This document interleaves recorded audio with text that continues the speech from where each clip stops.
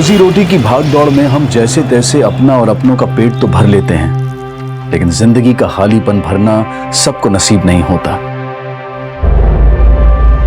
सपनों के पीछे भागने वालों की भीड़ में कई ऐसे भी होते हैं जो अपने अतीत से भाग रहे होते हैं,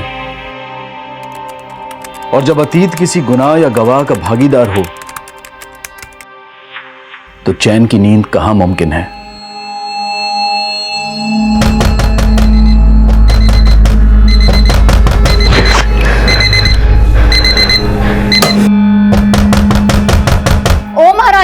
अगर उठ गई हो तो जल्दी से बाहर आ जा, और आज बिना लंच बना ऑफिस गई ना तो घर में घुसने नहीं दूंगी। उठ जल्दी।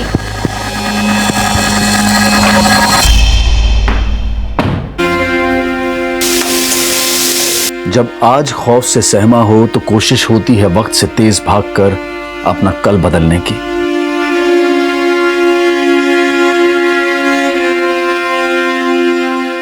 माना कि जिंदगी पल भर में नहीं बदलती, लेकिन दिन के 24 घंटों में एक ना एक पल ऐसा जरूर होता है जो हमारी जिंदगी बदल देने की ताकत रखता है।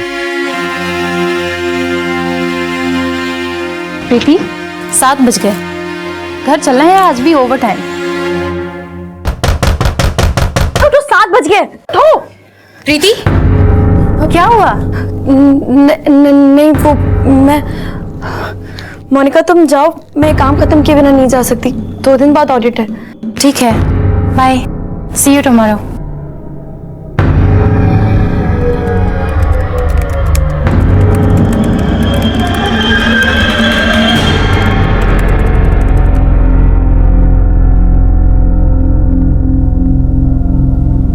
Good night madam. Good night.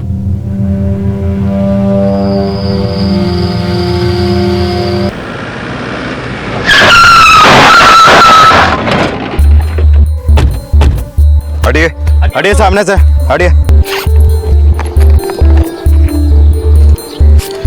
सिर्फ कैश, एटीएम कार्ड सब है इसमें। मोटिव लूट का लगता भी नहीं है। यादव, देखो बैग में कोई आईडी वगैरह है क्या?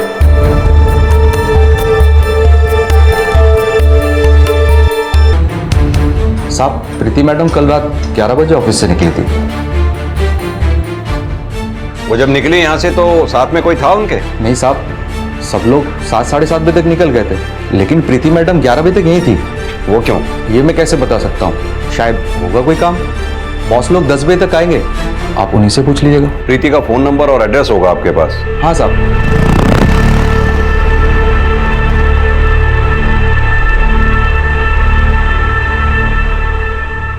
आपके बेटे के कहने पर आपको छोड़ रहा हूं, दोबारा अगर ऐसी हरकत की ना तो केस बना दूंगा। आप लोग तो सिर्फ केस बनाना जानते हैं। मेरा बेटा 3 साल से लापता है, उसे तो आप लोग ढूंढ नहीं पाए। वो लापता नहीं, खुद भागा था। और ये आपका बेटा नहीं है? आत्महत्या करने से पहले इसके बारे में नहीं सोचा? माँ, संभालो अपने आप को, अब घर चलो। सर, मैं माँ को ले जा सकता हूँ? ठीक है, प्लीज रोनी, चलो। उठो। ठीक है सर। प्रीति सेक्टर 26 में अपने कजिन ब्रदर और भाभी के साथ रह रही थी। शिनाख्त के लिए उन लोगों को बुला लिया। जैसे ही ऑफिस का स्टाफ आता है सबसे पूछताछ करो। इस ऑफिस से लेके क्राइम सीन तक जहां जहां सीसीटीवी है सबकी फुटेज निकलवाओ। तब तक मैं प्रीति के भैया भाभी से मिलता हूं। सर।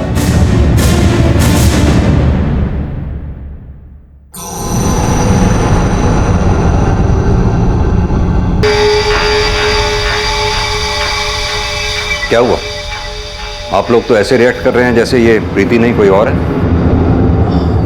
नहीं सर, ये प्रीति ही है।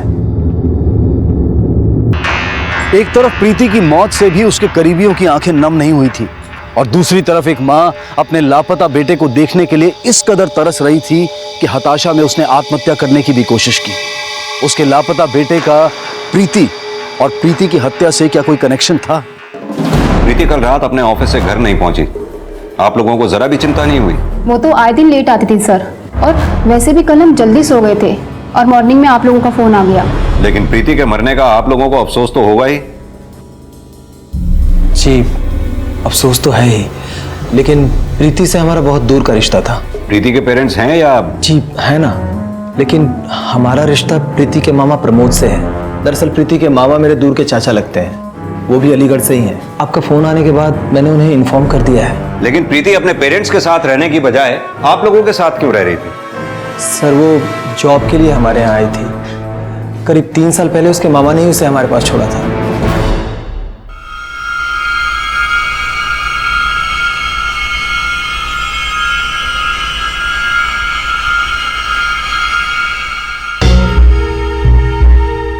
प्रीति पिछले 3 साल से आप लोगों के साथ रह रही थी। आपको क्या लगता है ऐसा कौन हो सकता है जो प्रीति से ऐसी दुश्मनी निकाले? सर अब इसके बारे में तो हमें कोई अंदाजा नहीं है। दुश्मन का अंदाजा नहीं, लेकिन कोई दोस्त, बॉयफ्रेंड? सर इसके बारे में तो हमें प्रीति ने कभी नहीं बताया कि उसका बॉयफ्रेंड था या नहीं। इनफैक्ट वो अपनी पर्सनल लाइफ के बारे में हमसे बहुत कम बातें करती थी। सर मुझे नहीं लगता कि प्रीति की लाइफ में कोई बॉयफ्रेंड होगा, क्योंकि वो अपने काम को लेकर फोकस थी।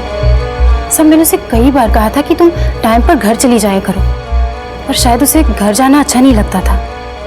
कल भी वो ओवर टाइम कर रही थी और इसी ओवर टाइम के चक्कर में उसके साथ ये हादसा हुआ। आप कहना क्या चाहती हैं, साफ साफ बताइए। सर कल 11 सवा 11 बजे प्रीति ने मुझे फोन किया था। तब ऐसा लग रहा था जैसे वो किसी प्रॉब्लम में थी।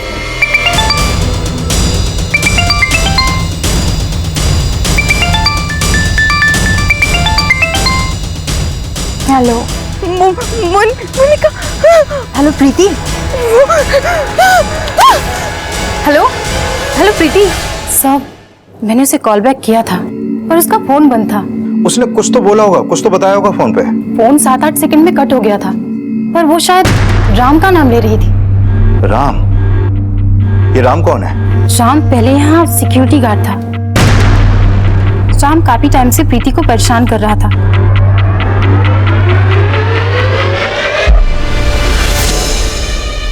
मुझे पता चला तो मैंने ही उसे राम की कंप्लेंट करने के लिए कहा। सब जब से उसे यहाँ से निकाला गया है मैंने उसे कई बार बिल्डिंग के नीचे देखा है। सब मुझे लगता है शायद राम ने ही प्रीति के साथ ये सब कुछ किया है।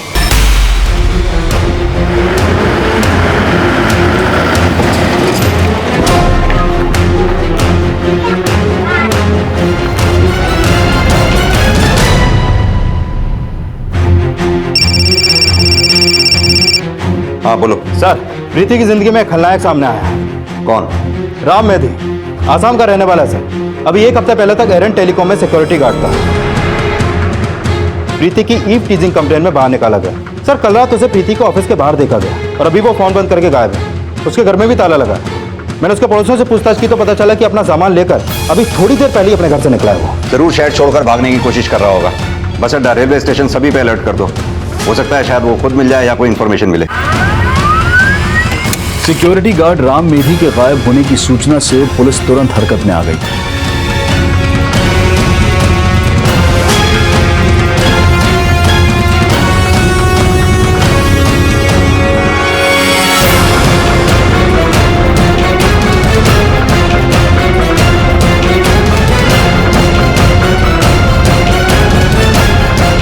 राम मेधी को जल्द से जल्द पकड़ने की कोशिश जारी थी।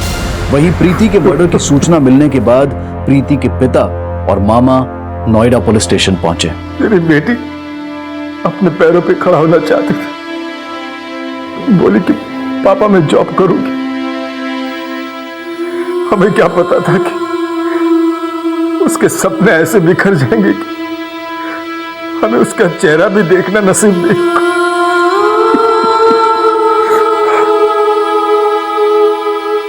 किसने मारा मेरी बेटी को? किसने? एक सिक्योरिटी गार्ड था आपकी बेटी की कंपनी में, राम। हमें उसी पे शक है। आपको कभी बताया प्रीति ने कि उसकी कंपनी का सिक्योरिटी गार्ड उसके साथ छेड़छाड़ किया करता था? नहीं साहब, हमारी बेटी ने हमें कुछ भी नहीं बताया। बहुत ही सीधी लड़की थी सर। हमें तो यकीन ही नहीं हो रहा सर कि वो अचानक ऐसे।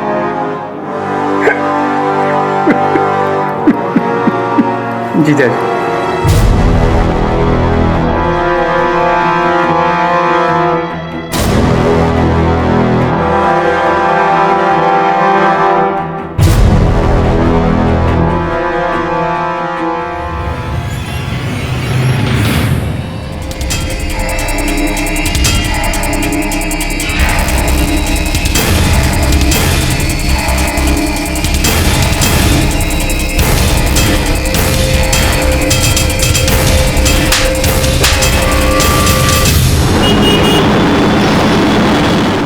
पुलिस वाले मेरे बेटे को भगोड़े तो ऐसे बोलते हैं जैसे जैसे मेरा बेटा कोई क्रिमिनल हो। माँ, ये सिर्फ हम दोनों जानते हैं कि जय भैया ने कुछ नहीं किया, लेकिन आज जो आपने किया वो भी सही नहीं है। अगर आज आपको कुछ हो जाता तो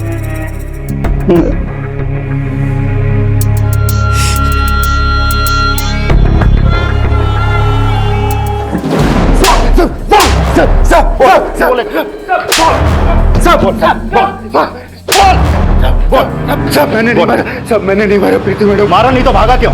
और कल रात प्रीति के ऑफिस के बाहर करने क्या गया था तू? मैं प्रीति मैडम से माफी मांगने गया था ताकि वो मुझे माफ कर दे और फिर से काम पे लगवा देता। फिर सुबह जब मुझे मालूम हुआ कि उनका खून हो गया तो सब मैं डर के भाग गया, क्योंकि मुझे मालूम था आप लोग सब मुझे पे शक करेंगे, लेकिन मैंने प्रीति मैडम को नहीं मारा साहब। मैं सच कह रहा हूँ। खत्म तेरी सर, ऐसे सच नहीं उगलेगा।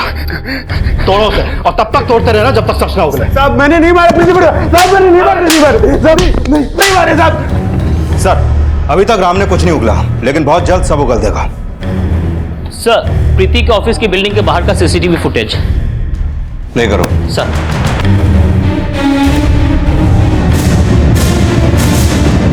पॉज करो।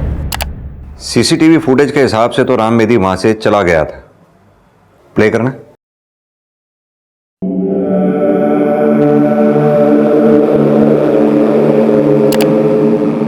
ये कौन?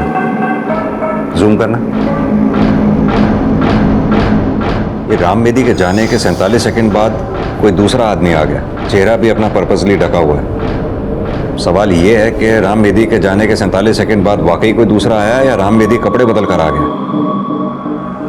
मैं सच कह रहा हूँ सर, मैंने कुछ नहीं किया सर, मैं सच कह रहा हूँ आपसे। सर राम मेदी के ना तो घर में ऐसी कोई टी शर्ट मिली और ना ही रेलवे स्टेशन में बरामद हुए इसके सामान में है। सर हो सकता है ये राम मेदी ना हो। तो फिर ये है कौन जो राम मेदी के जाने के 47 सेकंड बाद आया और वहां गया जहां राम मेदी से डर के प्रीति छुपी हुई थी, और फिर 15 मिनट बाद ये वापस लौटा? वो दरिंदगी के 15 मिनट सिर्फ 47 सेकंड में तो प्लान नहीं किए गए होंगे। हो सकता है राम मेदी जानता हो कि ये है कौन। राम मेदी ने ही इसे प्रीति से बदला लेने के लिए भेजा हो। मैंने कुछ नहीं किया सर, मैं सच कह रहा हूं आपसे। पुलिस के बहुत जोर देने पर भी राम मेधी अपने बयान पर कायम था। हालांकि ये साफ था कि प्रीति का मर्डर करने वाला राम मेधी नहीं था, लेकिन राम मेधी की हत्यारे से सांठगांठ और प्रीति के कलीग से भी हत्यारे की पहचान पता लगाने की कोशिश की जा रही थी। सर मुझे समझ नहीं आ रहा कि ये कौन हो सकता है। मोनिका, तुमने बताया था कि राम मेदी के ऑफिस से निकाले जाने के बाद तुमने राम मेदी को ऑफिस के बाहर कई बार खड़ा देखा था। वो अकेला होता था या उसके साथ में कोई और भी होता था? सर मैंने उसे अकेले ही देखा था। ऑफिस के अंदर या बाहर कोई ऐसा हो जो प्रीति को स्टॉक करता हो, या फिर कोई ऐसा जिसकी प्रीति पे बुरी नजर हो? सर प्रीति 3 महीने पहले तक कस्टमर केयर डिपार्टमेंट में काम करती थी। वो मिस्टर कपूर के अंडर में काम करती थी। सर प्रीति ने बताया था कि मिस्टर कपूर ने उसके साथ बदतमीजी करने की कोशिश की थी। क्या हुआ प्रीति, तू रो क्यों रही है? अंदर बॉस ने क्या किया? अरे कुछ नहीं किया मैंने, झूठ बोल रही है। एक काम ठीक से नहीं करती है। आज मैंने उसे डांट दिया, बोला जॉब से नहीं खड़ा दूंगा, तो देखो नौटंकी मुझ पे झूठा एलिगेशन लगा रही है। नहीं मैं झूठ नहीं बोल रही हूँ। Shut up. सर इसके बाद प्रीति खुद जॉब छोड़ना चाहती थी, पर हमारे बॉस ने उसका डिपार्टमेंट चेंज कर दिया था। बॉस कौन? मिस्टर कपूर? नहीं सर, हमारे जीएम भाटिया सर। तो फिर मिस्टर कपूर के साथ क्या हुआ? सर मिस्टर कपूर को हमारे बॉस ने वार्निंग दी थी, जिससे उनका प्रमोशन रुक गया था। इस वजह से वो प्रीति से काफी चिढ़ते थे, पर कह कुछ भी नहीं पाते थे। सर यकीन मानिए मैंने प्रीति के साथ कभी भी कोई भी बदतमीजी नहीं की। सर ये उसने झूठा एलिगेशन लगाया था मुझ पर। प्रीति से नफरत निकालने की एक वजह यह भी हो सकती है। वैसे तुम्हारे बारे में जो कुछ भी पता चला है उससे लगता नहीं कि प्रीति ने झूठ बोला होगा। सर उसने झूठ ही बोला है। सर उसकी वजह से ही मेरा प्रमोशन रुक गया। प्रमोशन तो तुम्हारा क्रिमिनल बनने में हुआ। पहले एक सीधी सादी लड़की को मोलेस्ट करने की कोशिश की और बाद में उसका रेप ही नहीं, उसका मर्डर भी कर दिया। सर आप ही सोचिए ना, मैं एक बीवी बच्चा वाला आदमी हूँ सर। मैं ऐसी हरकत करके अपनी जिंदगी क्यों बर्बाद करना चाहूंगा? नीयत में अय्याशी और शक्ल पे शराफत, तुम्हारे जैसे लोगों से रोज सामना होता है हमारा। अब सीधी तरह से बताओगे या हम उगलवाएं? सर जिस रात ये कांड हुआ ना, मैं अपने घर पे था। चाहे तो आप चेक कर लो सर। चेक तो अब तुम्हारा सारा बैकग्राउंड होगा। क्योंकि तुम्हारे जैसे लोग किसी से नफरत निकालने के लिए क्या क्या चालाकियां कर सकते हैं सब जानते हैं। अभी तो तुम्हें जाने दे रहे हैं, लेकिन ये शहर छोड़कर जाना मत। जा सकते हैं आप। दुबे, इस कपूर पे नजर रखो। सर। प्रीति की पोस्टमार्टम रिपोर्ट का क्या स्टेटस है? अभी तक नहीं आई सर। अगर प्रीति का रेप हुआ है तो डीएनए सैंपल के थ्रू उस रेपिस्ट तक पहुंचा जा सकता है। पुलिस को लग रहा था कि प्रीति की मेडिकल और पोस्टमार्टम रिपोर्ट के जरिए क्रिमिनल को आइडेंटिफाई करने की लीड जरूर मिलेगी, लेकिन प्रीति की पोस्टमार्टम रिपोर्ट ने इस केस को और भी ज्यादा उलझा दिया। सर, ये प्रीति की पोस्टमार्टम रिपोर्ट, इस रिपोर्ट के मुताबिक उसकी मौत उस रात 11 बजे के आसपास हुई और एक्सेसिव ब्लीडिंग की वजह से उसकी मौत हुई। लेकिन सर, सेक्सुअल असॉल्ट का कोई साइन नहीं मिला, यानी उस रात प्रीति के साथ कोई रेप नहीं हुआ।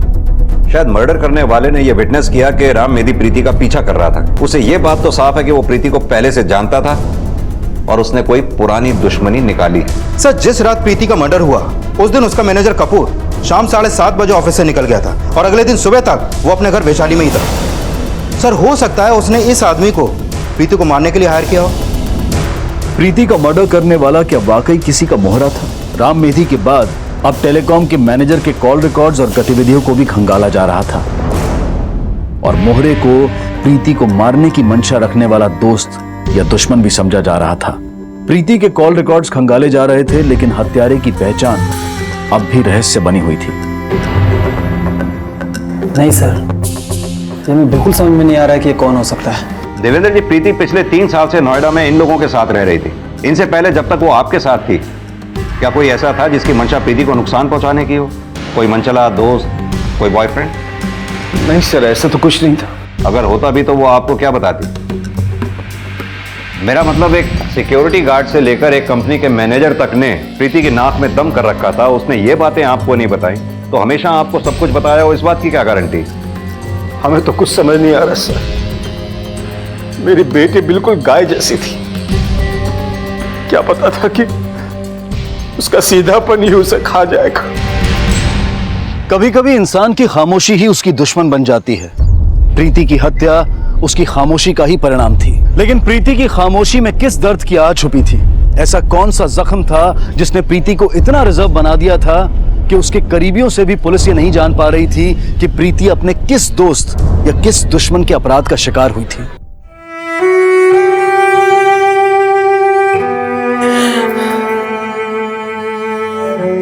माँ, लो आप खाना खा लो, फिर आपको दवाई भी तो खानी है।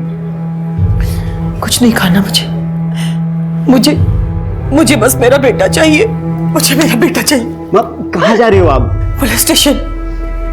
आज अगर उन लोगों ने कुछ नहीं बताया ना तो मैं खुद को नहीं, थाने में आग लगा दूंगी। माँ, वो पुलिस वाले हैं, हम उनसे ऐसे पेश नहीं आ सकते। तो क्या करूं? बोल क्या करूं? अपने बेटे की शक्ल देखे भी नहीं मर जाऊं? माँ प्लीज, आप ऐसा मत बोलो। जय भैया जरूर मिलेंगे। कब आएगा? कब आएगा? संभालना क्या? नहीं, मेरा जय भैया जरूर जल्दी। मेरा जय कब आएगा? आप बैठो, आप बैठो। कब आएगा मेरा बेटा? कब आएगा जय? लो आप खाना खा लो, फिर हम साथ में पुलिस स्टेशन चलेंगे।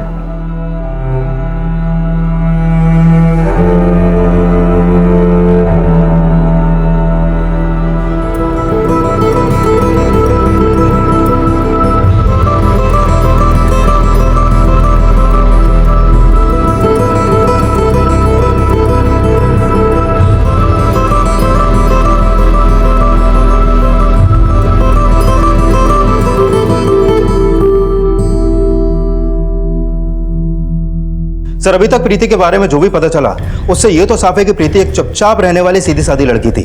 घर से ऑफिस, ऑफिस से घर, ना किसी से मिलना, ना पार्टी, ना दोस्त, ना कोई लवर। सर, उसके कॉल रिकॉर्ड से लेकर नोएडा में प्रीति से जुड़े जितने भी लोग थे सबको खंगाला, लेकिन राम मेधी और उसके मैनेजर कपूर को छोड़कर ऐसा कोई सामने नहीं आया जिसके पास प्रीति को मारने का कोई मोटिव हो। लेकिन सर, राम मेधी और उसके मैनेजर कपूर के खिलाफ हमारे पास कोई सबूत नहीं है। सर, प्रीति नोएडा में जहाँ रहती थी वहाँ के एक पड़ोसी ने बताया कि प्रीति का अपने कजन ब्रदर संजय और भाभी अर्चना के साथ अच्छा रिलेशन नहीं था। प्रीति रात को जब भी देर से घर आती तो वो लोग घर का दरवाजा भी नहीं खोलते और प्रीति रात भर घर के बाहर बैठी रहती थी। सर, पिछले दिनों हमारी डोरबेल खराब थी और भला हम अपने मेहमान के साथ ऐसा क्यों करेंगे? वो क्या है कि कई लोगों को दूर के रिश्तेदार एक दिन भी नहीं सुहाते। फिर प्रीति तो 3 साल से आप लोगों के यहाँ रह रही थी। ये सच है सर कि वो हम पर बोझ थी, लेकिन असली बोझ तो अपने पेरेंट्स के ऊपर थी। इसलिए तो उसे अपने से दूर कर दिया और कभी खबर तक लेने नहीं आए। जैसा वो दिखा रहे थे सर, ऐसा बिल्कुल भी नहीं थे। लाश तक लेके नहीं गए थे उसकी, यही अंतिम संस्कार कर दिया था। और पापा और मामा के अलावा न माँ, न बहन, न कोई रिश्तेदार, कोई नहीं आया। सर, प्रीति के कॉल रिकॉर्ड के हिसाब से उसकी अपने फादर से काफ़ी कम बात होती थी। कहीं ऐसा तो नहीं कि प्रीति के नोएडा में रहने की वजह कुछ और ही है? ये प्रीति के फादर को फोन करके थाने बुलाओ। सर, आप जिस नंबर को डायल कर रहे हैं वो इस समय स्विच ऑफ है। सर फोन बंद है।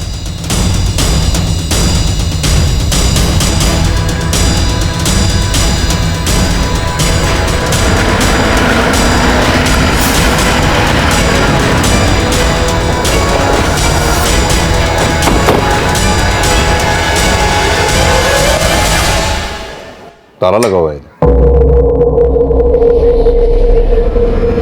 सुनिए, ये देवेंद्र जी का परिवार कहाँ गया है जो यहाँ रहते हैं? 2 दिन पहले वो लोग शायद कहीं घूमने गए। घूमने गए?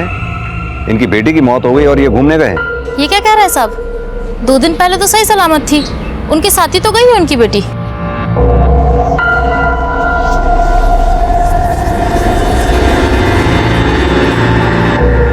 प्रीति नाम है इसका। पिछले हफ्ते इसका मर्डर हो गया। मैं ऐसे नहीं जानती साहब, और मैं तो क्या यहाँ कोई नहीं जानता।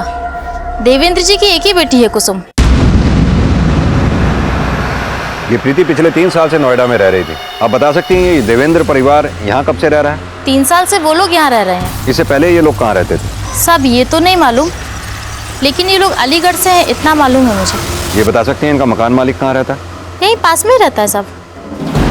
प्रीति के पिता का अलीगढ़ का एड्रेस पता करने के बाद पुलिस प्रीति के मामा और फिर प्रीति के पिता के घर पहुंची, लेकिन दोनों ही एड्रेसेस पर कोई मौजूद नहीं था। लेकिन जब पुलिस ने पड़ोसियों का बयान लिया तो प्रीति की जिंदगी का एक नया राज सामने आया।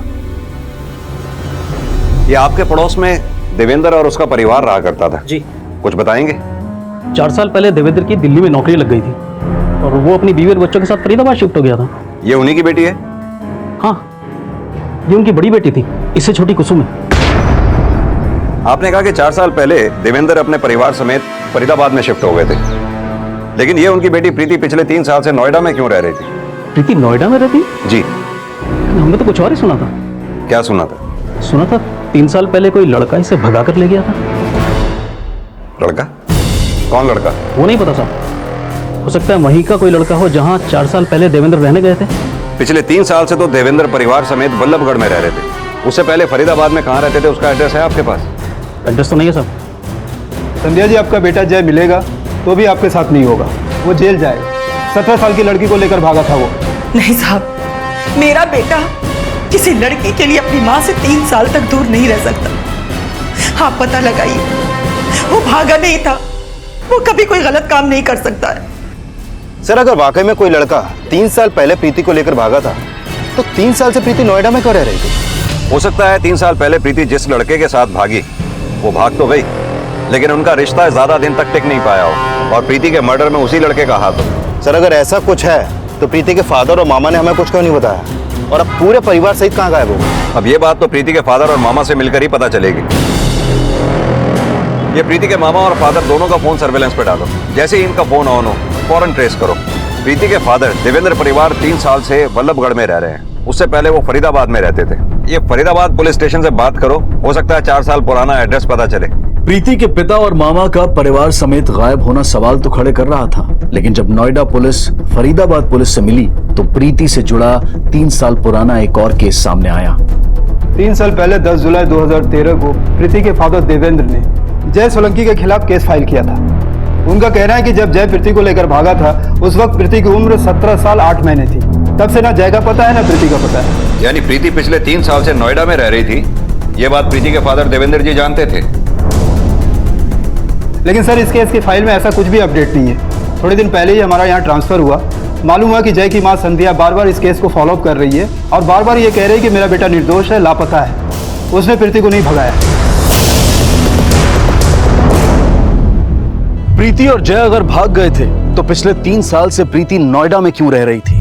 3 साल से जय कहां था और प्रीति का मर्डर करने वाला कौन था? सर जय भी 3 साल से गायब है और 3 साल से प्रीति नोएडा में रह रही है। अगर प्रीति जय के साथ भागी थी तो क्या प्रीति के मर्डर से जय का कोई कनेक्शन है या फिर कहानी कुछ और भी है? कहानी जो भी हो दुबे, लेकिन ये कहानी आज से 3 साल पुरानी नहीं बल्कि आज से 4 साल पुरानी है, जब प्रीति और उसकी फैमिली अलीगढ़ से फरीदाबाद शिफ्ट हुए थे। लेकिन एक बात तो साफ है, ये प्रीति के मर्डर का कनेक्शन इस जय सोलंकी से जरूर जुड़ा हुआ है। कोई भी कदम उठाने से पहले हमें प्रीति और जय के रिश्ते की असल कहानी समझनी पड़ेगी। तुम जय की मां से मिलो, मैं फरीदाबाद उस पते पर जाता हूं जहां प्रीति और उसकी फैमिली 4 साल पहले शिफ्ट हुए थे। सर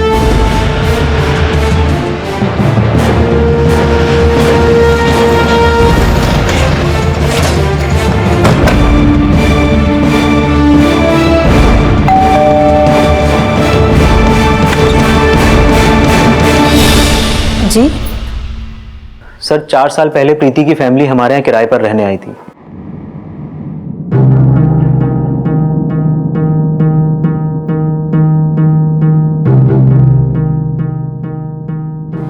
जय सोलंकी मेरा साला है सर, उसका मेरे घर पे आना जाना था और उसी दौरान जय और प्रीति की मुलाकात हुई थी सर।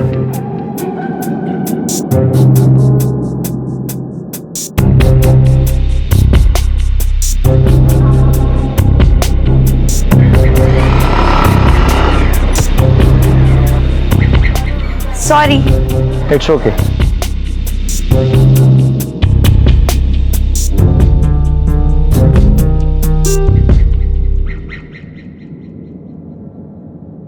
प्रीति, कुसुम,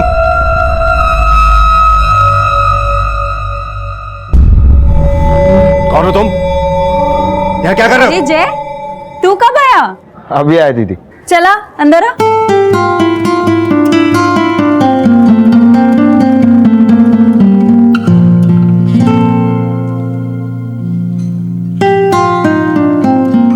सर फिर देखते ही देखते उनकी पहली मुलाकात प्यार में बदल गई। आग लगाने वाले पूछ रहे कि धुआं कहां से निकला। गगन, अपने सालों को समझा दे, मेरी बेटी के आसपास भी दिखा तो अच्छा नहीं होगा। सर उसके बाद प्रीति के फादर देवेंद्र जी ने प्रीति को उसके मामा प्रमोद जी के पास अलीगढ़ रहने भेज दिया था और उसके कुछ दिन बाद वो लोग भी यहाँ से घर खाली करके चले गए सर। कितना टाइम रहे वो लोग यहाँ पर? सर करीब 1 साल। और प्रीति को अलीगढ़ कब भेजा? सर घर खाली करने से 2 महीना पहले। सर प्रीति के फादर ने जब जय पर प्रीति को भगाने का आरोप लगाया था उस वक्त प्रीति अलीगढ़ में थी सर। माना कि जय प्रीति से बहुत प्यार करता था साहब, लेकिन वो अपनी माँ से और अपने भाई से उतना ही प्यार करता था।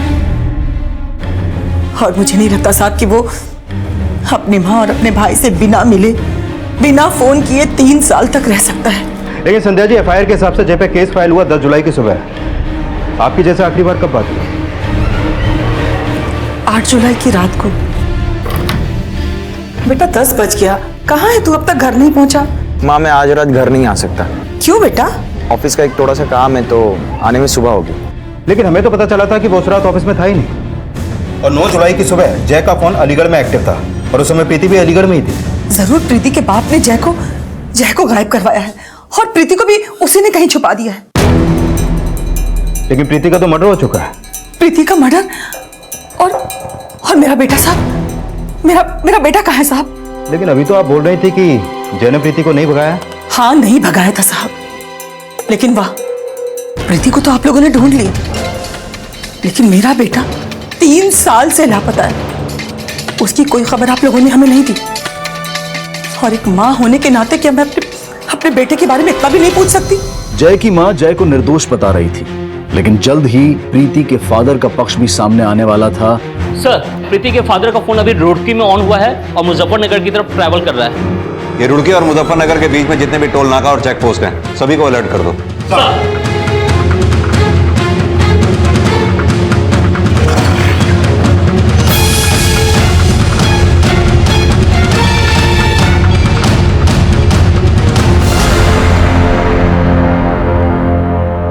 आप गलत समझ रहे हैं सर, हम लोग कहीं भागे नहीं थे। प्रीति की अस्थियां विसर्जित करने हरिद्वार गए थे। लेकिन 3 साल पहले आपने फरीदाबाद पुलिस में यह कंप्लेंट लिखवाई थी कि आपकी बेटी प्रीति जय सोलंकी के साथ भाग गई थी। आपने फरीदाबाद पुलिस से प्रीति को ढूंढने के लिए भी कहा था, जबकि आपने प्रीति को नोएडा में छिपा के रखा हुआ था। पिछले 3 साल से क्या छिपा रहे हैं आप लोग? ये सच है सर। 3 साल पहले वो लड़का हमारी बेटी को धोखे से भगा ले गया था। उस लड़के ने हमारी बेटी की जिंदगी खराब कर दी है सर, और इसीलिए हमारी बेटी बहुत ही डरी सहमी रहती थी। मैं आपको ये सब कुछ बताना चाहता था, लेकिन बदनामी के डर से खामोश रहा। बदनामी से डर रहे थे या फिर कोई कांड किया था आप लोगों ने? कांड तो उस लड़के ने किया था सर।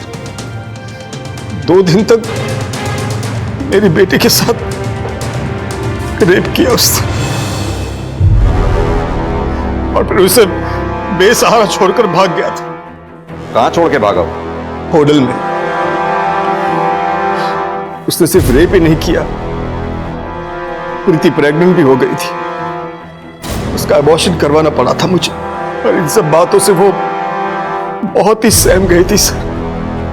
मैं किसी को कुछ बता नहीं पाया, क्योंकि अगर पुलिस को सब बताता तो कोर्ट कचहरी के चक्कर काटते काटते मेरी बेटी जीते जी मर जाती सर। इसलिए मैंने उसे सबसे दूर नोएडा भेज दिया सर। मैंने इसलिए भी छुपाया क्योंकि मेरी दूसरी बेटी भी है, कुसुम। अगर लोगों को पता चलता है कि मेरी पहली बेटी के साथ ये सब कुछ हुआ है, तो कुसुम का हाथ कौन थामता? इस वक्त जय कहां हो सकता है? पता नहीं सर, लेकिन वो 3 साल से इसलिए गायब है क्योंकि वो जानता है कि अगर वो सामने आया तो जेल जाने से बच नहीं पाएगा।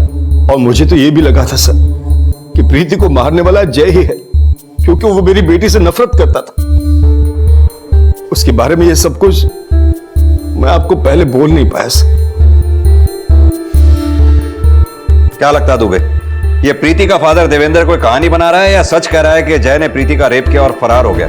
सर 3 साल पहले 9 जुलाई सुबह 3 से 7 बजे तक जय का फोन और प्रीति के पुराने नंबर की फोन लोकेशन अलीगढ़ की थी, और 12 जुलाई को प्रीति नोएडा गई। लेकिन प्रीति के फादर के मुताबिक जय ने 2 दिन तक प्रीति के साथ रेप किया। सर हो सकता है जय इसलिए गायब है क्योंकि वो जानता था कि सिर्फ किडनैपिंग के चार्ज में ही नहीं बल्कि रेप के चार्ज में भी वो अंदर जाएगा। अगर जय जानबूझकर गायब है तो हो सकता है उसने ये भी पता कर लिया हो कि प्रीति नोएडा में रह रही है।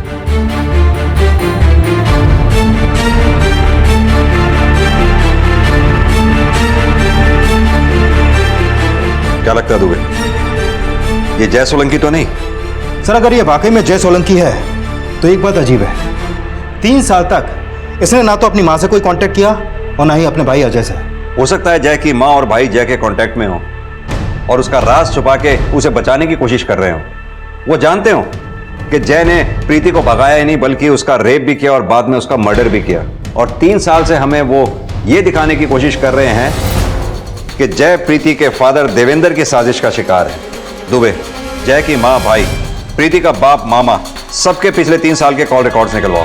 देखें किसकी कहानी सच्ची है और किसकी झूठी। और हाँ, फरीदाबाद के पुराने केस की फाइल निकालो और दोबारा से चेक करो। पता तो चले किसकी स्टेटमेंट सही है और किसकी गलत। दोनों तरफ से हमें कंफर्म करना होगा। सर, प्रीति की हत्या ने 3 साल पुराने उस केस को फिर से जिंदा कर दिया जिसमें पिछले 3 साल से जय सोलंकी को एक आरोपी मानकर ढूंढा जा रहा था। जय अब कहां था, ये जानने के लिए जय और प्रीति से जुड़े हर शख्स का बयान एक नए नजरिए से लिया जा रहा था। सर, प्रीति के फादर देवेंद्र ने बताया था कि 12 जुलाई को प्रीति उनसे होटल में मिली थी, लेकिन 12 जुलाई को तो प्रीति के फादर की फोन लोकेशन अलीगढ़ की थी। साहब, मैं जल्दी में फोन अपने घर पे ही भूल गया था। लेकिन उस दिन तुम्हें होटल से कोई फोन नहीं आया था, जैसा कि तुमने कहा। प्रीति ने तुम्हें होटल से कांटेक्ट किया था। हाँ, शायद फोन प्रीति की मामा को गया था। अब झूठ बोलने की कोई गुंजाइश बची नहीं है। हाँ यादव सर, जय के भाई अजय की एक इंफॉर्मेशन हाथ लगी है।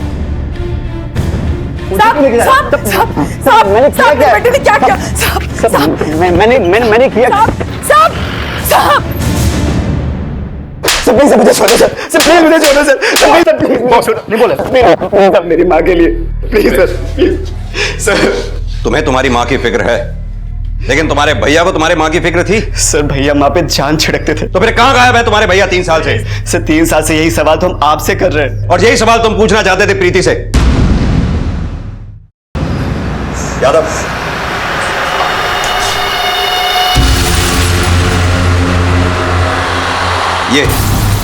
ये तुम्हारे ऑफिस के सीसीटीवी फुटेज है। जिस रात प्रीति का मर्डर हुआ तुमने यही टी शर्ट पहनी थी। अब बता, सच क्या है? भैया के क्या बोले कि 3 साल बाद मैंने प्रीति को देखा था और मैं उससे जानना चाहता था कि मेरे जय भैया कहाँ हैं। माँ अब तक सोच रही है कि जय भैया एक दिन जरूर वापस आएंगे, लेकिन मैं उन्हें ये तक न बता सका कि 3 साल पहले जय भैया का। माना कि प्रीति पिछले 3 साल से खामोश थी, लेकिन प्रीति ने तुम्हारे भैया जय का मर्डर नहीं किया था। प्रीति का मर्डर करने की बजाय अगर तुम हमारे पास आते, हमें सच बताते, तो आज तुम्हारी मां को जय का नहीं तो कम से कम तुम्हारा तो सहारा रहता।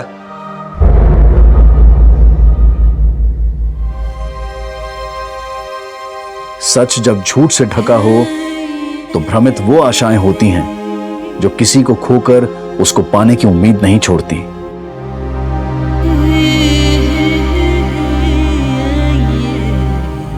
प्रीति के पिता और मामा ने जो अपराध किया वो माफी के काबिल नहीं है, लेकिन प्रीति की हत्या के लिए जितना अजय को कोसा जाएगा, उतना ही जय की हत्या के इंसाफ में हुई देरी के लिए प्रीति को दोषी समझा जाएगा। माना कि प्रीति ऐसी मनोदशा में थी जिसमें सच बोलना आसान नहीं होता, लेकिन सच जब चुप्पी साध लेता है तो वो झूठ से भी वहशीला हो जाता है। और चुप्पी को अपने दर्द की दवा समझने वाले अक्सर ये नहीं सोच पाते कि असल में चुप्पी ही उनके दर्द की वजह होती है। मुंबई के एक हंसते खेलते तांबे परिवार को आखिर ऐसी क्या नजर लगी कि चंद दिनों पहले तक जो एक दूसरे के सुख दुख के साथी थे, आज उनके बीच इतनी नफरत पैदा हो गई थी कि उन्हें एक दूसरे की मौजूदगी तक बर्दाश्त नहीं थी। आखिर हुआ क्या था? ऐसा कौन सा सच सामने आ गया था जिसने भाई बहन मां मासी जैसे रिश्तों पर सवालिया निशान लगा दिए थे?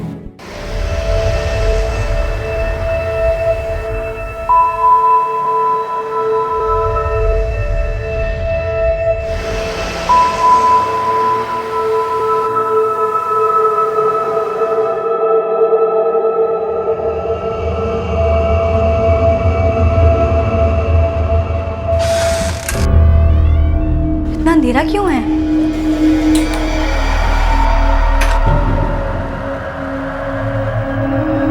आई मौसी,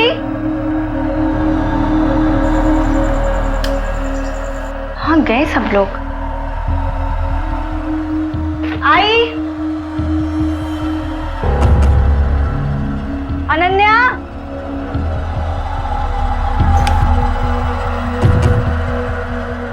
मंदार, अनन्या, कहाँ गए सब लोग?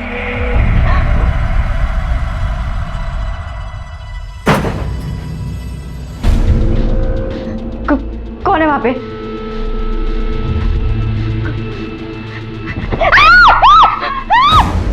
Happy birthday to you, happy birthday to you, happy birthday dear Tara, happy birthday to you। डर गई मेरी बच्ची। वाढ दिवसच्या खूप खूप शुभेच्छा। थैंक यू आई। देख ताई, तुझे डराना था इसलिए हमने कैंडल भी नहीं जलाया। तो अब तो जला दे।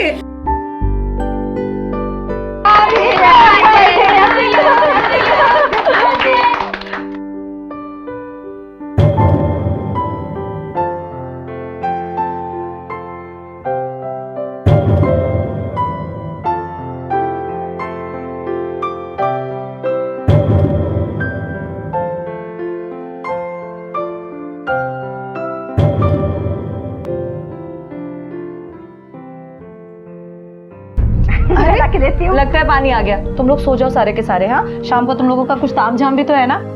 ताम झाम नहीं है, अपन लोग ना डिनर करने चलेंगे, फिर उसके बाद में पिक्चर देखने चलेंगे 9 से 12। अच्छा ठीक है, चलो मैं पानी भर के आती हूँ। हाँ, तू नहीं सोएगी?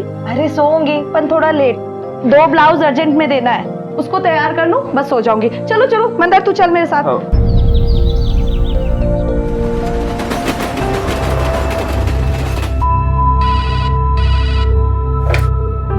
हेलो, कौन?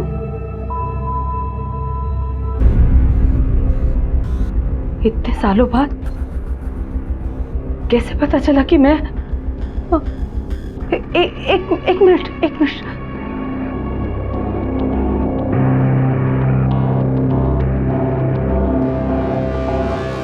हाँ बोलो।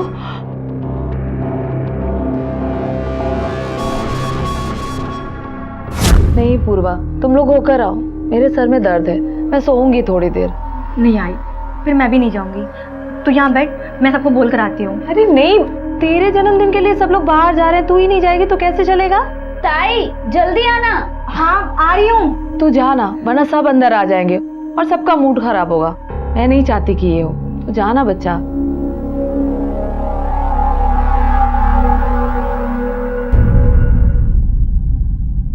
इतनी बेकार फिल्म थी ना। कहाँ बेकार फिल्म थी? इतनी इतना अंधेरा क्यों है? मंदार जरा लाइट जलाता हूँ। खाना कितना अच्छा था ना। मेरे को आइंदा मत लेकर आना। ताई कहाँ गई? लगता है आई सो रही है, मैं देखती हूँ। आई। जब भी किसी इंसान पर कोई मुश्किल आती है, खुद उसके या उसके अपनों के साथ कुछ गलत होता है, तो जहन में सबसे पहले यही सवाल उठता है, मैं ही क्यों? मैंने ऐसा क्या गलत किया कि मुझे ये सजा मिली? आज यही सवाल इस वक्त मुंबई के बोरीवली इलाके में रहने वाली स्वाति तांबे के पूरे परिवार के जहन में घूम रहा था। किसी को कुछ समझ में नहीं आ रहा था। एक नेक इंसान, एक सादगी पसंद, शांत, मेहनतकश महिला और एक प्यार करने वाली माँ, जो कुछ घंटों पहले तक अपने पूरे परिवार के साथ बहुत खुश थी। तो फिर इन्हीं कुछ घंटों में ऐसा क्या हो गया कि उस महिला ने अचानक अपने परिवार को छोड़कर जाने का फैसला कर लिया?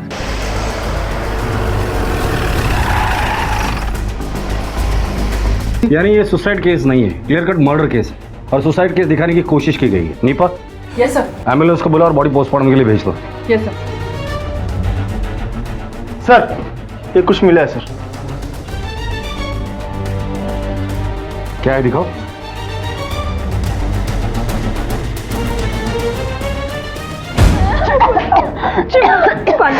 अम्बे, आस पड़ोस में पूछताछ करो। आप लोगों में से कोई बता सकता है कि ये सब क्या है? साहब, स्वाति सिलाई का काम करती थी, पास पड़ोस के बच्चों और औरतों के कपड़े सिलती थी और ऑल्टर करती थी। ये उसी की रसीद। सिर्फ औरतों के कपड़े सीती थी? नहीं साहब, औरतों और बच्चों के कपड़े सिलती थी और आदमियों के कपड़े ऑल्टर करती थी। हाँ मैडम, हम लोग किसी को देखा नहीं है। सर यहाँ सब नौकरी पेशा वाले लोग हैं। आप लोग जब लौट कर आए थे तो घर का दरवाजा बंद था या खुला? दरवाजा बंद था साहब, मैंने ही खोला था अपनी चाबी से। लेकिन तुम लोग फिल्म देखने के लिए गए थे, फिर खाना खाने के लिए गए। तुम्हारी आई तुम्हारे साथ क्यों नहीं आई? सर, भाई के सर में दर्द हो रहा था, उन्होंने कहा कि उनको सोना है। मेरे सर में दर्द है, मैं सोऊंगी थोड़ी देर। क्या वो हमेशा ऐसी सज धज के सोती है? या तो वो लोग झूठ बोल रहे हैं या फिर लोगों को पता नहीं है। स्वाति जी तो घर पे थी ही नहीं। तकरीबन 8 बजे वो घर से निकली थी, एकदम सज धज कर।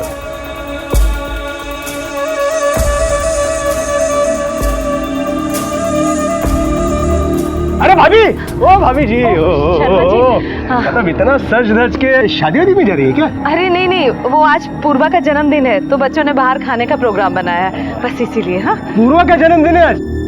मतलब पूर्वा कितने बरस की हो गई? 21 साल की। 21 साल की? अरे भाभी, मतलब शादी की उम्र हो गई उसके लिए लड़का उड़का ढूंढ रही है? नहीं। अच्छा, मुझे थोड़ा लेट हो रहा है, मैं निकलूं? हाँ, बिल्कुल। हो सकता है आई हमें सरप्राइज देने निकली हो। क्या उन्हें पता था कि आप लोग डिनर के लिए कहाँ मिलने वाले थे?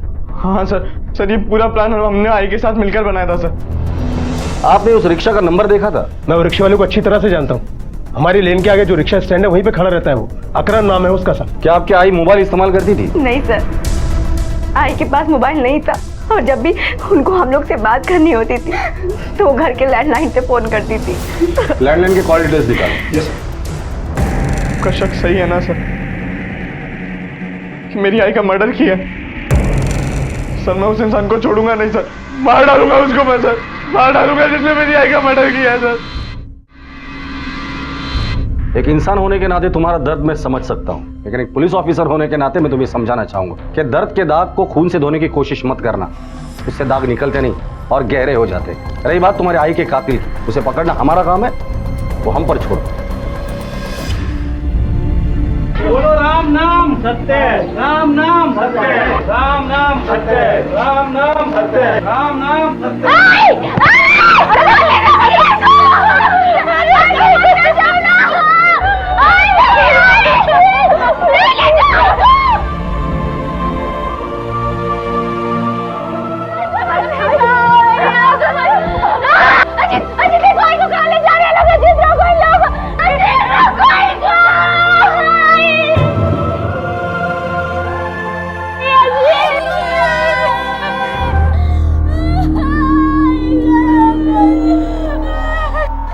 आंटी ओली का बॉयफ्रेंड है। स्वाति के साथ साथ पूरे परिवार वालों को पता था। क्या पता, माँ भी कल निकली हो अपने पुराने किसी यार से मिलने के लिए। और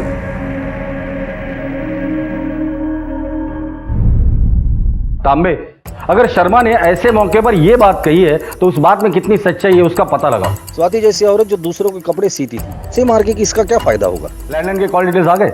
आ चुकी है सर, लेकिन कॉल्स बहुत कम है। अधिकतर कॉल्स उन क्लाइंट्स के हैं जिन्होंने स्वाति को कपड़े सिलने के लिए दी, लेकिन एक कॉल डाउटफुल जो करीब शाम के 7 बजे आया था और 5 मिनट लंबा चला। लेकिन कॉल एक पीसीओ से किया गया था, इसलिए कॉल किसने किया था वो हमारे लिए ट्रैक करना थोड़ा सा मुश्किल हो। और वो ऑटो वाला, क्या ऑटो में बैठकर स्वाति गई थी वो? अकरम, उसे बाहर बिठाया हुआ है। हाँ साहब, उस औरत को मैंने ही छोड़ा था कल। वो मेरे ऑटो में आके बैठी और फिर मेरे को बोली रघुलीला मॉल चलने को। हम रघुलीला पर पहुंचने ही वाले थे कि अचानक उसने मेरे को रुकने के लिए बोला। मैंने ऑटो रोका, उसने मेरे को एक्स्ट्रा पैसे भी दिए। वो औरत मेरे स्टैंड की एरिया की थी साहब, इसीलिए मैं रुककर देखने लगा। लेकिन तभी मेरे पीछे वालों ने हॉर्न दिया तो मैंने पहले ऑटो साइड लिया। दोबारा देखा, उधर कोई नहीं था सर। वो वाइट कार में बैठ के जा चुकी थी।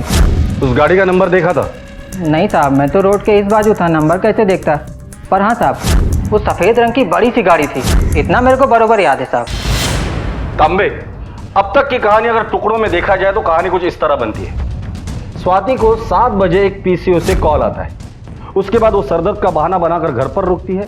घर वाले बाहर निकल जाने के बाद वो सच धज कर अपने घर से 8 बजे निकलती। रास्ते में उसकी मुलाकात शर्मा से होती। थोड़ी बातचीत करने के बाद अकरम की रिक्शा में बैठकर और रघुलीला मॉल से पहले उतर जाती है। घर से रघुलीला मॉल पहुंचने के लिए उसे और आधा घंटा लगा होगा, मतलब 8:30 बजे। वहां उसे एक कार मिलती है और कार में बैठकर स्वाति गायब हो जाती है। फिर घर वाले रात को 12 बजे लौट कर आते हैं, तब घर पर उन्हें स्वाति की लाश मिली। राइट। अब सवाल ये है कि स्वाति को 7 बजे पीसीओ से कॉल किसने किया? शायद उसी आदमी का जिसके साथ उसकी गाड़ी में बैठकर वो कहीं गायब हो गई। आदमी? औरत भी तो हो सकती है। दूसरा सवाल, कार में बैठकर स्वाति किसके साथ गई थी और कहां गई थी और वापस कितने बजे आई थी? हो सकता है कि कार में बैठकर जाकर वापस आने के दरमियान उसके साथ ऐसा कुछ हुआ है जिसके चलते उसकी जान चली गई। किसी ने तो स्वाति को आते जाते जरूर देखा होगा। सर, स्वाति की पोस्टमार्टम रिपोर्ट आ चुकी है। उसकी मौत फांसी लगने से नहीं बल्कि गला घोटने से हुई है।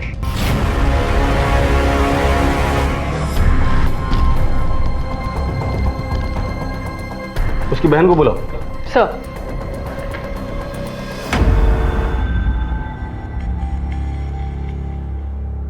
साहब, मुझे तो ये भी नहीं पता था कि स्वाति हम लोगों से झूठ बोलकर उस दिन घर पे रुकी थी।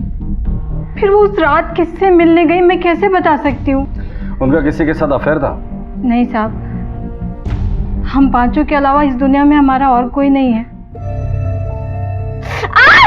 क्या हुआ? क्या दिखा मुझे, क्या हुआ? किसने तुझे कहा ये सब करने के लिए? हाँ, जल गया ना अभी हाथ? कौन कहेगा ताई, अब आई नहीं है। चुप कर, मैं हूं ना।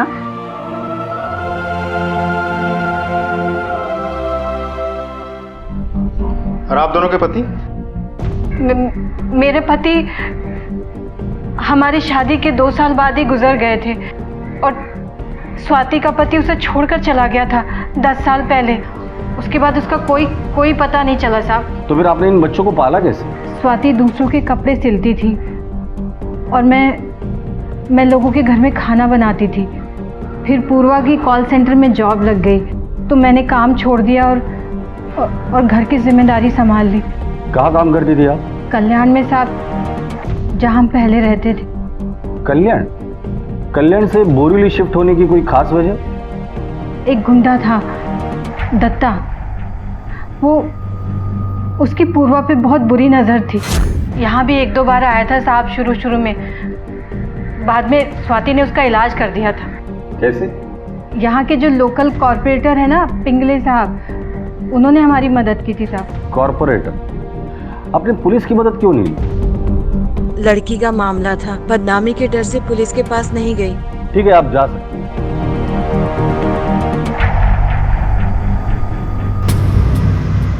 कमला यानी पूर्वा की मौसी को देखकर बूढ़ा हवलदार चौंक क्यों गया था? क्या कोई और राज खुलने वाला था? और सबसे बड़ा सवाल यह था कि इतना सब कुछ होने के बावजूद तांबे परिवार ने पुलिस से मदद लेने की बजाय एक्स कॉर्पोरेटर से मदद क्यों मांगी? और कौन था ये कॉर्पोरेटर जिस पर उन्हें पुलिस से ज्यादा भरोसा था? और क्यों की थी उसने इस परिवार की मदद? खून खोल गया मेरा साहब। जब मेरे को पता चला कि मेरे वार्ड की महिला को कोई परेशान कर रहा है, इसलिए मदद कर दी उसकी मैंने। अब ये भी बता दीजिए, इस प्रोटेक्शन की कीमत क्या वसूल की थी आपने? जाओ देना साहब। पिंगले साहब, यार टाइम पास करने नहीं आया हूँ मैं, एक खून की इंक्वायरी कर रहा हूँ। फिलहाल एक्स कॉर्पोरेटर हूँ, इसलिए आप भी तेवर दिखा रहे हो। कीमत चुकाने के लिए पैसे नहीं थे उसके पास, इसलिए उसकी एक शाम अपने नाम पे लिखवा ली थी मैंने। जिस रात उसका कत्ल हुआ वो आपसे ही मिलने आ रही थी ना? नहीं सर, उस दिन तो मैं मुंबई में ही था, शिरडी गया था बाबा के दर्शन करने। एक मिनट सर। सर ये गाड़ी तो अकरम ने हमें जिस गाड़ी की डिटेल्स दी थी वो डिटेल्स इस गाड़ी के साथ बिल्कुल मैच करती है सर। पता करो ये पिंगले उस रात मुंबई में था या शिरडी गया था? Yes sir. सर हो सकता है इस कॉर्पोरेटर के बीच में आने से ये गुंडा दत्ता चिढ़ गया हो और इसीलिए उसने स्वाति को मार डाला हो। उठाकर लेकर आओ इस दत्ता को। Yes sir. चलो। तांबे, एक बात समझ में नहीं, जब रेशमा को पूछा कि वो पुलिस की मदद क्यों नहीं ली तो वो डर गई। का मतलब ये फैमिली कुछ तो छुपा रही है हमसे।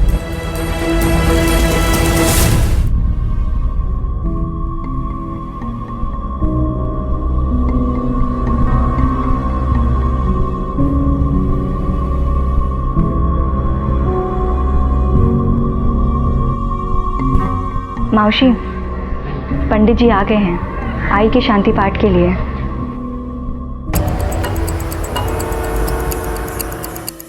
साहब एक बात बोलनी थी। बोलो। वो स्वाति की बहन है ना, वो रेशमा है। रेशमा? उसका नाम तो कमला तांबे है। नहीं साहब, वो रेशमा है। जब मैंने उसको देखा तो मुझे लगा कि मैं इसे जानता हूँ। आज से 10 साल पहले जब मैं कमाटीपुरा पुलिस स्टेशन में था तो उसी एरिया में धंधा करती थी। अरे साहब बहुत फेमस थी ये। रेशमा?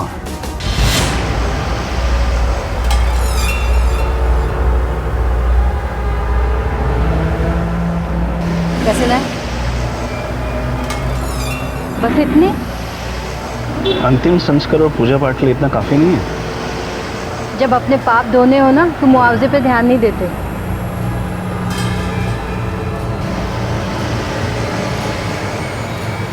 बाद में मिलती हूँ।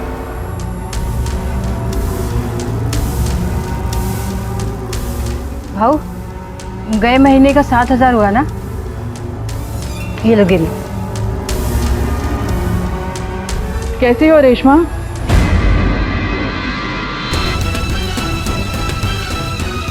कुछ बातें करनी है तुमसे, चलें? जी हाँ, मेरा असली नाम रेशमा ही है। वो मैं और स्वाति धंधा करते थे। हम दोनों बहुत करीब थे एक दूसरे के, बिल्कुल सगी बहनों की तरह। और फिर एक दिन तुम और स्वाति उस कोटे से नहीं बल्कि बाजार से ही गायब हो गए। क्यों? ऐसा क्या हुआ था? वो सब अपनी वजह से नहीं, पूर्वा की वजह से।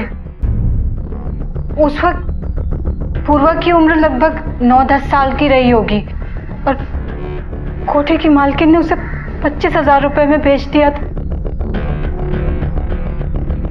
मैं और स्वाति उसको ढूंढते हुए कमरे में गए तो हमने वो जगह ही छोड़ दी। हमने अपने पास के कुछ पैसों से कल्याण में एक खोली किराए पर ले ली और एक नया जीवन शुरू किया। लेकिन उस हादसे के बाद से पूर्वा एकदम जिंदा लाश की तरह हो गई थी साहब। न कुछ बोलती थी, न सुनती थी, न कुछ कहती थी। स्वाति से अपनी इकलौती बेटी की ये हालत देखी नहीं गई। एक मिनट। पूर्वा स्वाति की इकलौती बेटी थी, तुम्हारा कोई बच्चा है नहीं। फिर ये मंदार और अनन्या, ये किसके बच्चे हैं? वो हमारे बच्चे नहीं है साहब।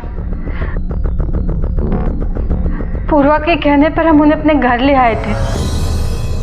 उस हादसे के बाद पूर्वा ना तो किसी से बात करती थी, उसने अपना बचपन खो दिया था। लेकिन मंदार और अनन्या को देखकर वो पहली बार बोली। इसीलिए हम उन दोनों को अपने घर ले आए थे और फिर हम 3 से 5 हो गए साहब। ठीक है, जा सकती हो तुम।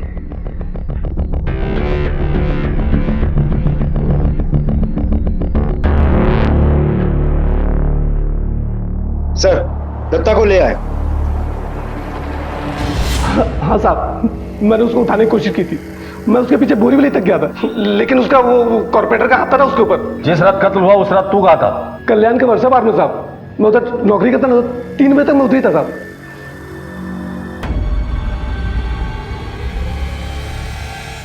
कितना हुआ? सब वो मेरी मौसी आई थी, कमला नाम है उनका साहब। कमला नहीं, रेशमा नाम है उसका।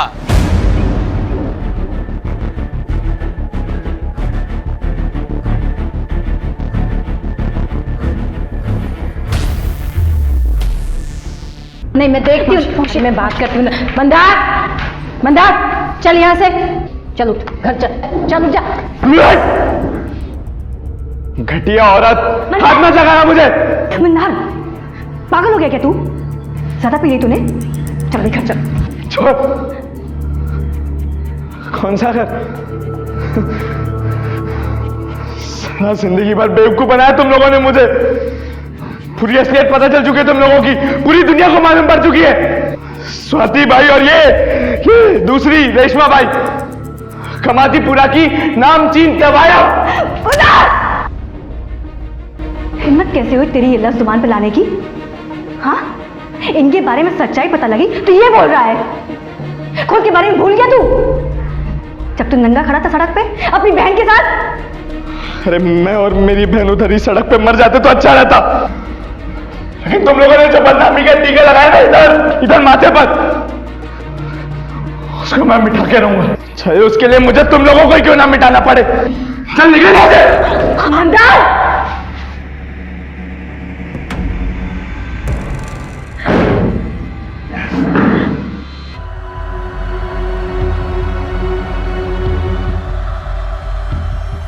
लो, आ गए। अब खड़े खड़े मुंह क्या देख रहे हो?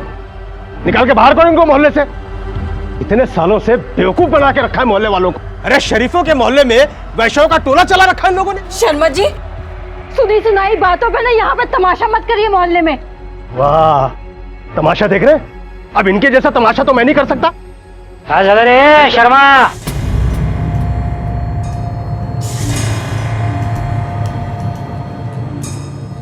अरे साहब, क्या प्रॉब्लम है? काय को बोमा लगा के रखा है इधर? ये सोसाइटी का सेक्रेटरी है ना तू? हाँ। कानून कायदा है कि नहीं? आड़ोतरी को घर से बाहर करने से पहले 3 महीने का नोटिस देना पड़ता है, मालूम है ना तेरे को? अरे साहब, आपको मालूम नहीं, ये औरतें बहुत आई बहन है तेरी, समझा? इनको कुछ परेशानी हुआ ना, मेरे को बिल्कुल अच्छा नहीं लगेगा। चलो निकलो।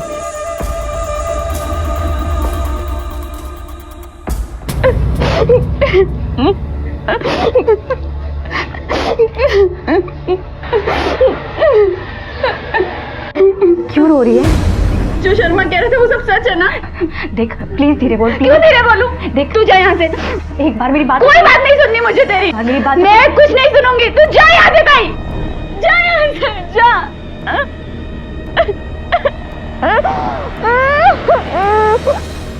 स्वाति की मौत के बाद उसके और मौसी के अतीत में देह व्यापार से जुड़े होने के सच ने हंसते खेलते तांबे परिवार को झकझोर कर रख दिया। मंदार और अनन्या ने स्वाति और मौसी के किए गए एहसान को धोखा समझने की गलती की। पूर्वा ने मौसी के साथ मिलकर सभी को एकजुट रखने की पूरी कोशिश की, लेकिन उसकी हर कोशिश नाकाम रही।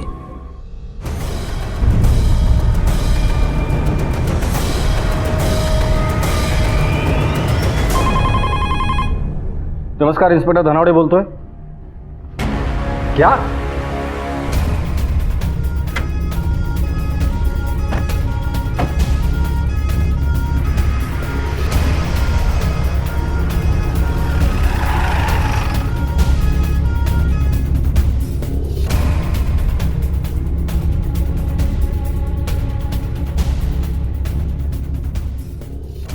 देख के लगता तो नहीं किसने सुसाइड किया है।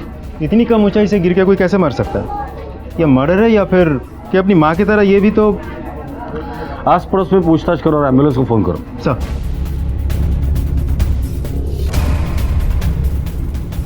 सर, घर में कोई भी नहीं है और दरवाजा भी खुला पड़ा है और ये पूरा का फोन मिला है जिससे लास्ट कॉल अनन्या को गया था करीब 12 बजे। कॉल लगा उसे। Yes sir.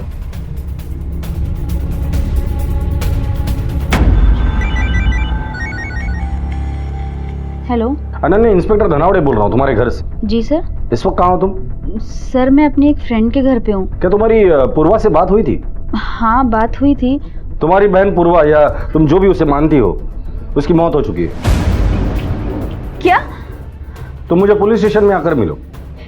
सर, मंदार को सच्चाई का पता चल चुका था, इसीलिए 2 दिन पहले वो घर छोड़ के चला गया था। तब से अधिकतर समय वो शराब के ठेके पर ही रहता है। पड़ोसियों ने बताया कि आज सुबह पूर्वा उससे मिलने गई थी, वही शराब के ठेके पर। मंदार को कांटेक्ट करो और उसे बोलो पुलिस स्टेशन में आकर मिले।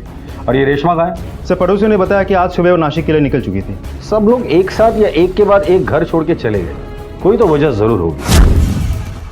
हाँ साहब, ताई आई थी मुझसे मिलने सुबह, मुझसे घर लौट आने की जिद कर रही थी। देख, दुनिया कुछ भी कहे, तू मेरा भाई हमेशा रहेगा। देख, कुछ नहीं बदलेगा, सब कुछ ठीक हो जाएगा। चल घर चल अभी।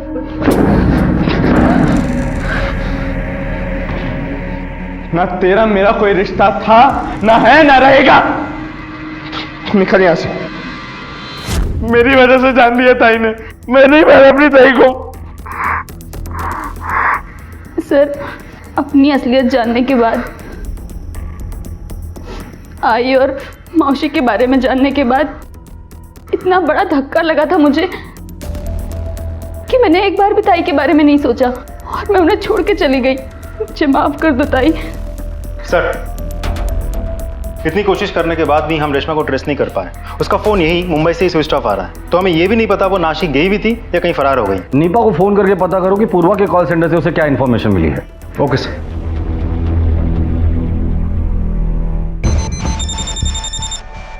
Yes sir. सर स्पीकर पे है। सर, इस कॉल सेंटर से एक बहुत ही चौंका देने वाली खबर मिली है सर।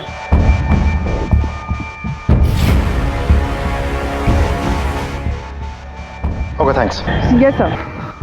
ताई अगर कॉल सेंटर में काम नहीं करती थी तो फिर कहाँ काम करती थी? हमें इस बारे में कुछ नहीं पता है सर। पूर्वा का जो कॉल रिकॉर्ड आया था उसने फैमिली मेंबर्स के अलावा और किसको कॉल किए थे? सर, कॉल रिकॉर्ड्स के हिसाब से सबसे ज्यादा कॉल्स अजीत को की गई थी। पिछले 48 घंटों में अजीत ने पूर्वा को 10 बार और पूर्वा ने अजीत को 6 बार कॉल किया था। ये अजीत कौन है? मेरा बॉयफ्रेंड है सर। सर, अनन्या घर छोड़ के चली गई थी। पूर्वा ताई ने उसे बहुत बुलाने की कोशिश की, लेकिन वो आई नहीं। फिर उन्होंने मुझसे कहा कि मैं कैसे भी तरह उसे मनाकर घर लाऊं। बस इसी मामले में हमारी बात हुई थी सर। बस इतनी सी बात हुई थी और कुछ नहीं सर। तो फिर इस मैसेज का मतलब क्या हुआ?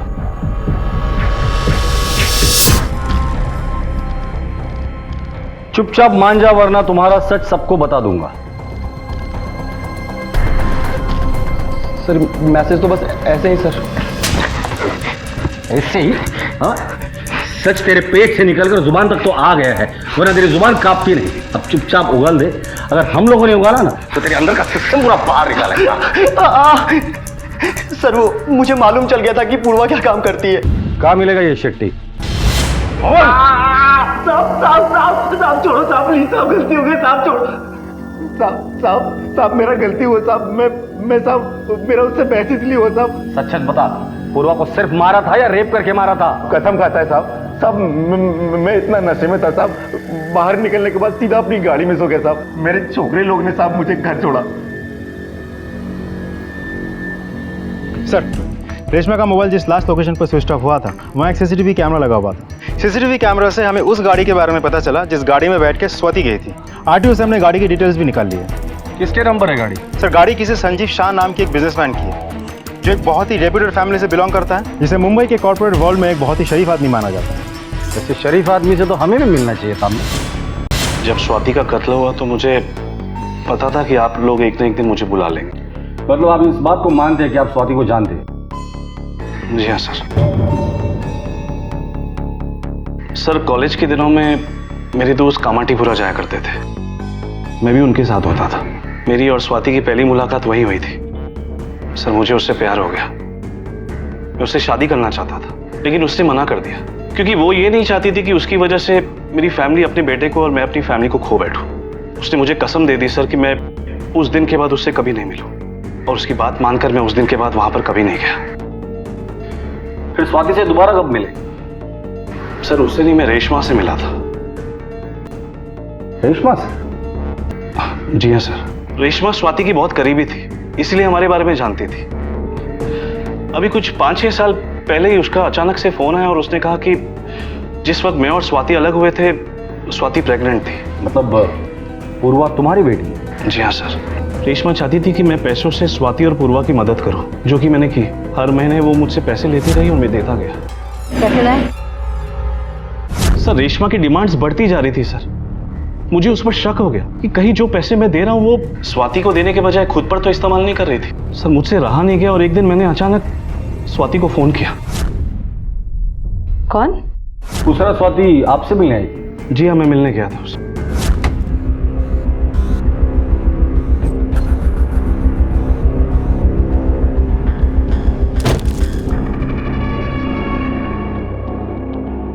थैंक्स। आज इतने सालों बाद। हमारी बेटी कैसी है? तुम्हें कैसे पता? रेशमा ने बताया। रेशमा ने? मतलब तुम रेशमा से मिलते हो? हर महीने रेशमा पैसे ले रही है तुम्हारे और पूर्वा की परवरिश के लिए।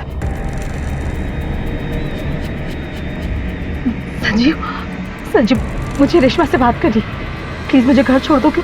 सर स्वाति ने मुझसे प्रॉमिस किया था कि वो पूर्वा को मुझसे मिलवाएगी, लेकिन अब स्वाति खुद इस दुनिया में नहीं है, तो सर मैं पूर्वा को अपनाना चाहूंगा सर। सॉरी संजीव, लेकिन मैं तुम्हारी कोई मदद नहीं कर सकता, क्योंकि स्वाति की तरह पूर्वा का भी किसी ने कत्ल कर दिया। स्वाति तांबे और उसके परिवार की जिंदगी जो पहले किसी झील के ठहरे हुए पानी की तरह शांत दिखाई दे रही थी, असल में वैसी थी नहीं। उसकी शांत दिखने वाली सतह के नीचे कई तूफान छिपे थे जो एक एक करके सामने आ रहे थे। स्वाति के पहले प्रेमी और पूर्वा के पिता संजीव के बयान के बाद तस्वीर साफ होने की बजाय और धुंधली हो गई थी। क्या स्वाति और पूर्वा की हत्या की अनसुलझी पहेली अब और ज्यादा उलझने वाली थी? सर, पूर्वा की पोस्टमार्टम रिपोर्ट उसके सर पे किसी भारी चीज से वार करने की वजह से हुई। मरने के करीब 6 से 7 घंटे बाद उसके घर के नीचे उसकी बॉडी को फेंक दी गई। Sir it's a clear case of murder. इसका मतलब कातिल ने पहले 2 मर्डर्स किए और फिर उसे सुसाइड दिखाने की कोशिश की। सर मुझे तो लगता है इन दोनों मर्डर्स के पीछे रेशमा का ही हाथ है, और संजीव के बयान के बाद तो इसकी पूरी पॉसिबिलिटीज बनती है। नहीं तांबे, पॉसिबल नहीं है। दोनों मर्डर्स के वक्त रेशमा वहां मौजूद नहीं हो सकती। सर ये भी तो हो सकता है कि उसने कुछ नहीं किया है, किसी से मर्डर करवाया हो सकता है, लेकिन इस सवाल का जवाब रेशमा ही दे सकती है। रेशमा की फोटो सारे पुलिस स्टेशन में भेज दो, उसे ढूंढ निकालना बहुत जरूरी है। हम एक काम करो, इस केस में जितने भी सस्पेक्ट है सबको उठाकर लेकर आओ। मंदार, दत्ता, कॉर्पोरेट और अजीत। Okay sir.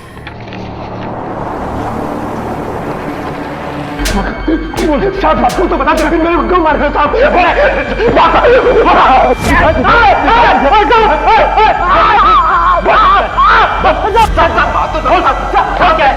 उस रात के बाद में उसको नहीं देखा साहब। मुझे माफ कर देते, मुझे माफ कर देते। मैं अभी तक मुंह नहीं खोला। अब बची सिर्फ रेशमा, जो कि हमारे पहुंच से दूर है। सर रेशमा पे शक जाने का एक स्ट्रॉन्ग रीजन ये भी है कि बिना किसी को कुछ बताए वो यहाँ से गायब हो गई थी, और फोन मुंबई से ही बंद था ताकि हम लोकेशन ट्रेस ना कर पाए। मुझे तो लगता है दोनों मर्डर्स के पीछे रेशमा का ही हाथ है। साहब रेशमा आपसे मिलने आई है।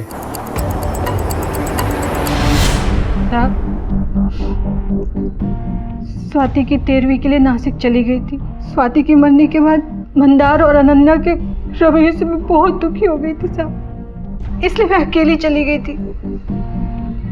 फोन भी बंद कर दिया था ताकि ये 2 दिन शांति से रह सके। वैसे आपकी जानकारी के लिए संजीव शाह से हमारी मुलाकात हो गई है। मालूम है साहब, पूर्वा के मरने की खबर मिलने के बाद पहला फोन उसी को किया था। बताया उसने सब कुछ।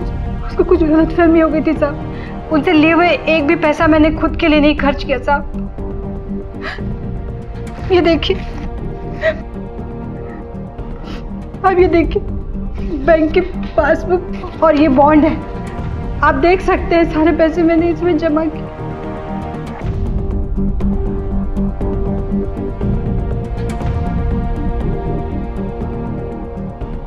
अगर ये पैसे आपको खुद के लिए नहीं चाहिए थे तो आपने स्वाति को बताया क्यों नहीं इस पैसे के बारे में? साहब, स्वाति संजीव से कभी मदद नहीं लेती साहब, वो बहुत खुददार थी साहब, लेकिन मैं दुनियादारी उससे ज्यादा जानती हूँ, इसलिए संजीव से मदद मांग रही थी स्वाति को बिना बताए, ताकि कुछ पैसे बच जाए।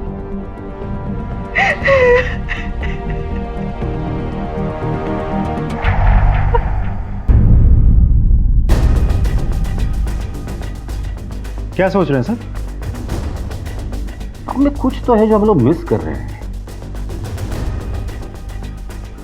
यस तांबे, ये रहा रेशमा का घर और ये रहा उसके पड़ोसी का घर, उसके घर के सामने। अगर रेशमा ने अपने घर के छत से सुसाइड किया है तो वो ऐसे गिरेगी, मतलब सर सामने की तरफ और पैर अपने घर की तरफ। और हमें रेशमा की लाश मिली थी इस तरह, मतलब सर अपने घर की तरफ और पैर सामने वाले की तरफ। अब कोई भी आदमी सुसाइड करते वक्त समरसॉल्ट नहीं मारेगा, और खास करके लाश। इस सामने वाले घर में कौन रहता?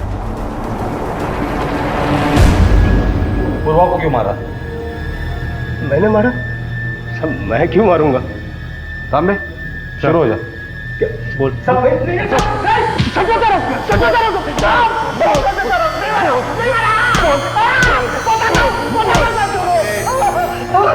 साहब, उसको पता चल गया था कि स्वाति को मैंने ही मारा, इसके लिए उसको मारना पड़ा साहब। स्वाति को तुमने मारा था? स्वाति पर पहले से मेरी नजर थी साहब, लेकिन वो हाथ रखने नहीं देती थी कभी भी।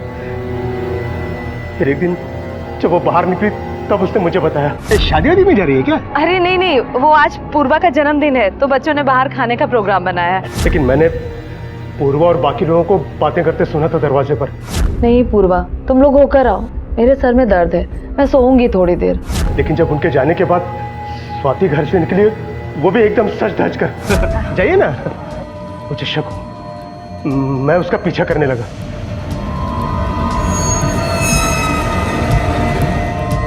अपने घर लौटकर उसके लौटने का इंतजार करता रहा।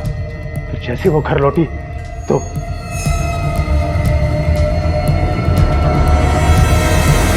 जब जुबान खामोश हो जाती है तो लहू पुकारता है, और तेरे आस्तीन पर तो 2-2 मासूमों का खून लगा हुआ था। तेरा बचना तो मुश्किल था शर्मा, इम्पॉसिबल।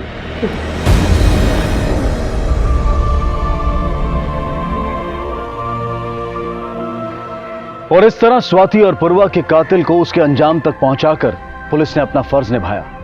लेकिन सवाल ये उठता है कि क्या स्वाति और पूर्वा के साथ हुए हादसों को रोका जा सकता था? और जवाब है हां। जुर्म की फितरत है कि वो अपने आने की आहट जरूर देता है। स्वाति के मामले में भले ही वो आहट इतनी धीमी थी कि वो उसे सुन नहीं पाई, लेकिन पूर्वा के मामले में ऐसा नहीं था। लेकिन पूर्वा के सामने मुजरिम भी था, उसका किया जुर्म भी था और जुर्म का सबूत भी था।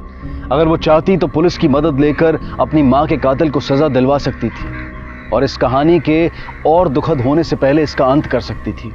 यह बेहद जरूरी है कि जब भी हम कभी जुर्म की आहट सुने तो खुद उसका मुकाबला करने की ना सोचें, बल्कि पुलिस की मदद लें, ताकि इस तरह की घटना फिर कभी दोबारा ना हो। इसी विचार के साथ अब मैं अनूप सोनी आपसे विदा लेता हूं। फिर मुलाकात होगी अगले एपिसोड में एक और चौंका देने वाले केस के साथ। तब तक अपना और अपने परिवार का ख्याल रखें और देखते रहें क्राइम पेट्रोल डायल 100। सबक एक को, सीख हम सबको। जय हिंद। क्राइम पेट्रोल के और भी दिलचस्प कहानी देखने के लिए हमारे चैनल को सब्सक्राइब करें और बेल आइकॉन दबाना न भूलें।